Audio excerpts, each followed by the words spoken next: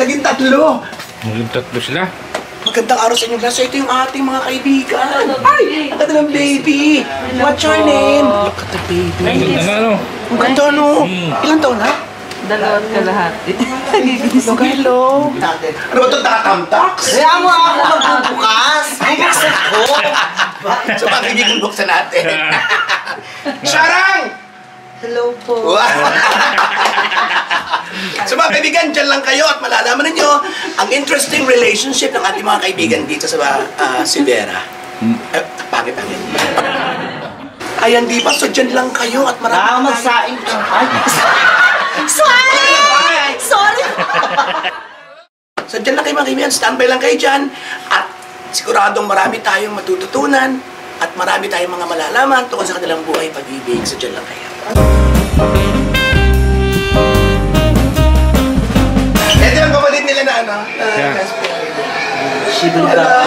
May girlfriend? Wow! Pogi, ano? Pogi. Ay! Meron din siya kapatid na ano, hello sa aking inaanak, Charity. May lesbian din na kapatid si Dexter. Okay, pasok tayo dito sa kanilang kusina. Ayan, may palumpia si Mayor mga kaibigan. Ayan. Fried chicken. Hello. Magkalaw yan. Okay, so maya magkikwentuhan tayo pero in the meantime, dito muna tayo makapaglaro tayo kay baby. Anong name mo, baby? Baby daw, ano pangalan? Sumagot ka! Bebe. Charot lang, Neil. Charot. Okay, so yan. Nagtala tayo ng pansit at pagkasalu-saluhan at meron na tayo dito ang tinatnan na yan. Kain-kain na, Joseph? So kain muna tayo bago tayo magkwentuhan. Let's go, go, go! Buy my thing, buy this cool little thing. I made a nice little thing, and you should have that thing. So visit my store and buy my thing, or else I'll get so sad. Everybody! Buy my thing, buy this cool little thing. I made a nice little thing, and you should have that thing. Shout out to small businesses. Store and buy my thing, purchase my thing. Or else I will get sad. Hello po. Hello vlog. Okay, hello po sa inyong lahat. Kasama na natin ating mga kaibigan, ang mag-asawa na very proud na miyembro ng LGBT community. At kakaiba ito kasi first time ko maka-interview na mag-asawa ng isa ay Bex at ang isa ay lesbian. Alright? Kumusta kayong dalawa? Okay naman po. Actually, nagkita na kami ni Nico. Kasama siya ni Joseph ng isang araw. So magkakasama na kami sa fiesta. But this is my very first time to meet his wife. Should I say his wife or your husband? Pwede both. Okay, so ganyan sila ganyan sila kakasual pagdating sa kanilang sexualidad at sa kanilang gender. That's why siguro wala masyadong problema nakakaharap sila, medyo light lang ang life. Kasi, yun, gano'n na nga, tanggap nilang bawat isa. At alam ko, tanggap pa kayo ng pamilya sa pagiging mag-asawa. Oo naman po. Sobra. Okay, good. So, wag na tayo magpatumpik-tumpik pa. Doon tayo sa maiinit na mga tanong. Paano kayo nagkaligawan? Sino ang nanligaw?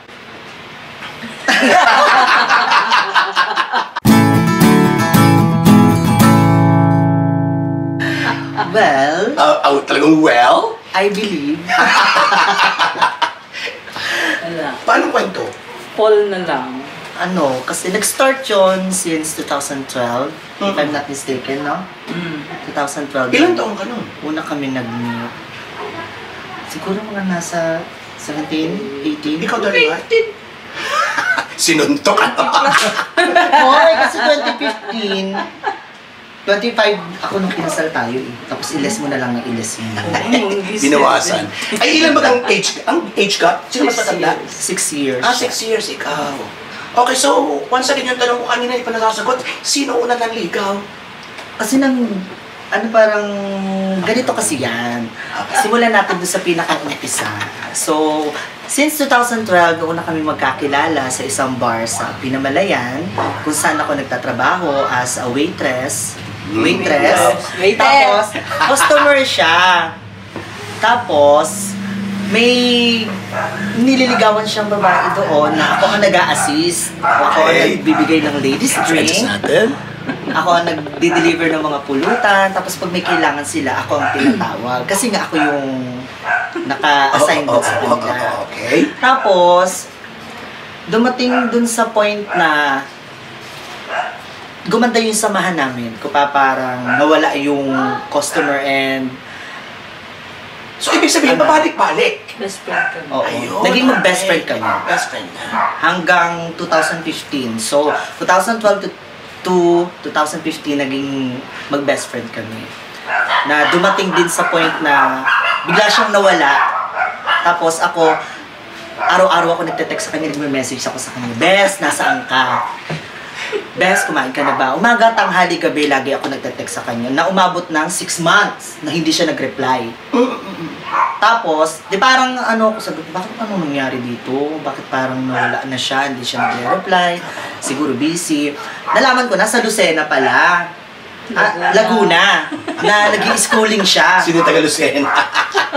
Nasa Laguna siya, nag-i-schooling. Tapos, kaya pala hindi siya nakakapag-reply, ay kinukumpiska yung kanilang cellphone. Tapos yun, text pa rin ako ng text, tuloy-tuloy hanggang sa dumating siya. Tapos, nasa night market ako noon, nagtatrabaho ko sa night market. Dun siya pumunta sa akin. Tapos, alam mo yung sabik na sabik sa isa't isa. Kasi magkaibigan nga kami. Matagal kami walang komunikasyon. Tapos yun, hugs and kisses, na ganyan. Yung casual lang. So, walang kilig na yung feeling ng... Wala pa. Kasi oo. magkaibigan so, pa lang nag-miss mo kami. lang talaga. Okay, and then? Na dumating sa point na halos araw-araw na nga kami magkasama. Tapos, may mga nililigawan siyang mga babae, binubugaw ko pa siya. Pinapakilala ko pa siya, pinapakilala ko pa siya sa mga friends ko na babae, mga estudyante. Tapos, gabi-gabi kami nagbabar. Na dumating sa point na nang hinayang kami doon sa mga ginagastos niya. Kasi nga, parang nasabi ko bakit kung hindi na lang sa atin dalawa na lang ginastos yung nagastos natin. Siguro marami na tayo naipunda na ganyan. Pero as friends pa rin yung Friends pa rin usapan. kami. Okay. Kasi dumating lang sa point na yung best na tawagan namin, nawala si S. Naging be. Ganon. Sa inuupahan niya, hindi ko na i-mention yung pangalan ng lodge, na dun siya nag-stay, tapos akong pumupunta sa kanya. Tapos nagiinuman kami, na kaming dalawa lang. Tapos it happens na lang na na we both think na why not na maging tayo, na gano'n. Oo. So, nung pinag-usapan niyo na bakit maging tayo na, meron na kakaibang nararamdaman? Or parang lang, formalan ako, sige, parang sa tayo na lang, parang lang. Hindi ko alam kung ako yung unang na-fall o siya yung unang na-fall sa akin. Ikaw. Wow! Kasi kumbaga yung parang naiinis ako pag wala siya, pag hindi siya nagre-reply, nagagalit ako, na dumating pa sa point na hindi ko siya pinapansin, na gano'n. Tapos, pag nandyan naman siya, alam mo yung iba na yung, best! Iba na yung pag-welcome ko sa kanya. Oo, so gano'n na. Ayan. So, alam niyo mga katsara, mga ka-friends, mga ka-team, they are married. Yeah. At kapag nagpakasal ang dalawa, merong puso yan. Merong pagmamahalan. Tama ba ako? Yes. Ayun. So, punta tayo din sa wedding or sa marriage. Yun. So, paano proposal? Diba? Paano?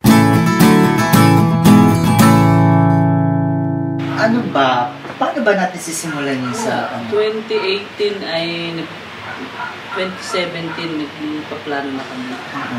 Kumbaga parang nung 2015 na naging official kami, parang pinaplano namin na magpapakasal kami. Walang moment na, siya, maglanuhin natin magpapakasal tayo! Parang ganon, parang natatawa kayo sa sarili niyo. Yung parang kasi, yung sa amin, serious? Siya nagsasabi, ayaw mo naman akong pakasalan. Okay. So, meron talaga. Kaya sabi ko sa kanya, bukas na, punta kayo, mamili ka sa simbahan, kay Mayor, sa abogado. babae kasi ako. Oo, ganun. Kasi kailangan babae, gusto na lang naman natin mga babae, ikasal tayo. Ay, inano ko kasi na sa family kasi nila, hindi pa na-experience yung wedding, church wedding. Ayun, wala pa talaga kahit sa straight. Sa family. Kaya ako nasabi mga kaibigan ako na wala pa sa straight because kompleto ang pamilya niya. Pwede natin i-explain? Meron kaming girl, boy, bakla, and tomboy. Yes! So, lima? Doon. 6 kami. 6? So, ang pangalan is? Ang panganay namin is a bisexual, si Kuya. Sumunod ako. And sumunod sa amin is girl. And then yung tomboy. Yung nakita natin kanina. Yung kanina na nandito. Yung straight na lalaki na tattoo artist. And then yung bunso namin na estudyante ngayon. Paano ang reaction ng parents? Pwede mo mabigyan kami ng ng picture o imahe ng sitwasyon sa bahay ninyo? Masaya kami, lalo na pag kami ay kompleto. Siyempre, nung una, pag hindi kami maka-out, kasi nga, magkasunod kami. Hindi kami parehas maka-out. Dumating pa sa point na nahuli na kami naglalaro ng Barbie, imbis na baril-barila. Ayun. Ay, buti may lalaking isa. Meron naman. So, kompleto talaga So, sila. may magpapatuloy. How about sa inyong family, darling? Sa amin naman ay nagulat talaga sila dahil puro babae yung aking Puro inauwi. babae. Puro babae ang? Inauwi ko sa bahay. Talaga? Babae ang... Oo, babae. Babae ron lola mo. Binubuhol ko pa nga siya. Oo. Kaya Okay. sabi nila baon-baon sa jutang, gawa sa Dahil, babae. kalimitan kasi part Inauwi ko tapos one time yung pinakang last, siya yung inano ko. Ay, bading daw naman. Oo. Pero habang natagal naman, napakita ko naman sa kanila na Seryoso. yung siya yung gusto kong makasama. So, habang natagal naman yan, natanggap naman nila yan. Paano ang ligawan? Ano mga eksena? Ikaw nagdadala ng flowers o ikaw nagpapadala ng ganito? Or what? Wala kaming ganun, tito. Walang ganun. Alam Ako mo yung- nagbibigay sa kanila ng bulak. Siya yung pumupunta sa akin sa trabaho ko, may dala siyang food. Di parang yun na ngayon ligaw. Mm-mm. Thing, And you in return? Accept na Yung naman. love. Yung love. talaga. Alam mo yung love, tapos yung respect, nandun pa rin. Yun, dun ako bumabawi sa kanya, sa pag-iintindi. Sa totoo lang, maaaring nalilitong iba, confused, maaaring hindi nila naiintindihan, naloloko-loko sila. Pero, marami pong mga klase ang ating gender. Pero bukod pa dyan yung sexual orientation. So marami yan, medyo masalimuot. Kaya ang mahalaga na lamang, i-welcome natin ang bawat isa. Ang importante po, lahat tayo, walang bakla, walang tomboy, walang lalaki, walang babae, lahat tayo tao. At marunong tayong magmahal. Yes. Kakita-kita naman natin at meron na silang isang bunga, isang pagkakit-cute na girl.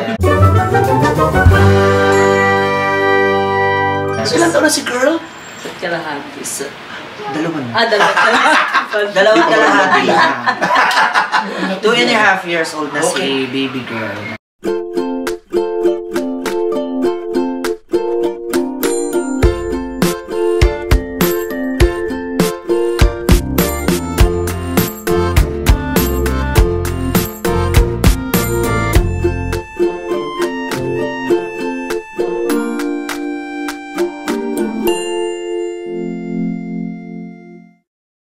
Okay, so let's know more about them. Sa'yo, darling, anong iyong profesyon? Meron ako po ang idea, pero siyempre gusto kong manggaling sa kanila. Police po. Okay, so she is a policewoman, and Recently, I graduated wow, talaga. with honors. Pinapasok ko siya. Honors. Oo. So yun, so nagtutulungan sila. At buti natapos mo. Yeah. Anong yun? Anong pag-aaral? Anong field of study? High school ba? Senior high school. Senior high school, okay. May siya, parang degree na rin siya nung college. Kasi Oo. lahat ng subjects is pang college. True, and you are very supportive. Yeah. Diba? So ano yung mga usualing mga hindi magagandang naririnig niyo sa labas? Of course, meron. Meron din naman. Meron Kaya mag-mention ng ilang eksena. criticize na ayaw maniwala na kami talaga. Oo. Kasi nga, parang Tama. yun sa pagdadala namin, kaibigan lang talaga kami. True. Hanggang sa, kinasal na nga kami, marami pa rin nagtatanong, kayo pala? Na ganyan. Ay, teka! Ang gusto ko malaman, mga eksena sa kasal. Si Tita Osip ang saksi. Pinadala niya ako mga pictures. Okay, sa mga kaibigan, panoorin natin ang ilan mga larawan na sinasaka ni Joseph. Ito po sila.